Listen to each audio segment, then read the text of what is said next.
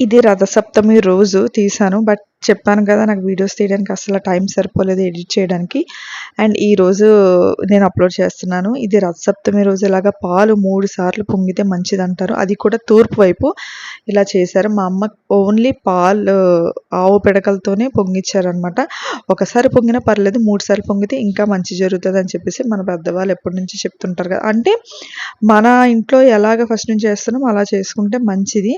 And ఇలాగ రథం చేస్తారు. ఇలాగ చిక్కుడాకులు, ఇలా బీన్స్ పిక్కలు, నెక్స్ట్ పళ్ళు, కొబ్బరికాయ అన్నీ అండ్ చెరుకుతోనే ఆ పాలనేది తిప్పాలంటారు. అండ్ లాస్ట్‌లో మనం ప్రసాదం తీసుకొని తినేయడమే. అండ్ ఈవినింగ్ వచ్చేసరికి ఇలాగ ఒక ఫ్రూట్, ఏదో ఒక మన డైట్‌లోని ఏదో ఒక ఫ్రూట్ ఉంటే మంచిది పోస్ట్ పార్టమ్‌లో. ఏ ఫ్రూట్ అంటే ఇది మస్క్ మిలాను. ఆ ఫ్రూట్, ఈ ఫ్రూట్ తినకూడదని ఏం లేదు. అన్ని ఫ్రూట్స్ హ్యాపీగా తినొచ్చు. అండ్ ఏం తిన్నా పిల్లలు ఏడుస్తారంటారు కదా! నిజమేనండి. మనం తిన్నప్పుడు ఏడుస్తారు. బట్ మనం ఫుడ్ అనేది వదలకూడదు. మనల్ని టెస్ట్ చేస్తదనమాట ఫుడ్. అంటే పిల్ల ఫస్టా? తిండి ఫస్టా?